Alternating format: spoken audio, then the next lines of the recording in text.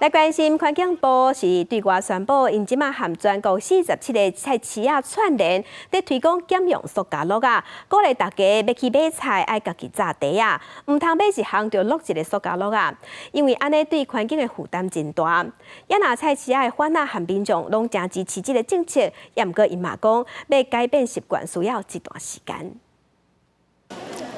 袂少人去市市仔买菜，拢是双手提满物件，塑胶袋一大堆，用量是真惊人。为着要推广减用塑胶，环境部拜二宣布，甲全国47个市场串联，希望用鼓励方式鼓励民众减用塑胶袋。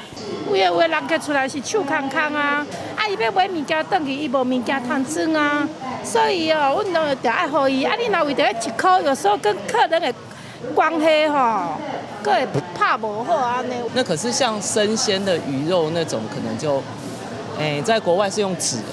所以可能商家以后要改成用那个纸包。为着减少塑胶的使用量，环境部拍算对菜市仔做起，嘛提供民众市市仔减塑的3个撇步，亲像买菜家己准备落啊，切菜水果放点共一袋，嘛莫每一沓拢套塑胶落啊。目前国内有14类对象袂使免费提供塑胶落啊，考虑点传统市场禁止会引起反弹，所以环境部有提供买菜金甲抽奖活动，先用鼓励方式来推动。 因为菜市场有很多东西是没有包装的，所以我们会先用鼓励跟奖励的方式来让民众呢养成一个习惯之后，再来逐步来推动。所以这几天我一直在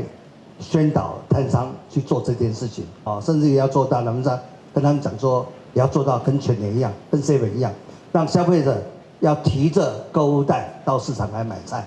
环境部表示，菜市仔甲夜市仔是全台使用塑胶袋上济的所在。这届透过全国47个市场合作，期望到年底，暗算会当减少6500万的塑胶袋。希望透过宣导，互买菜嘛会当真环保。记者陈阿选、谢桂林新北报道。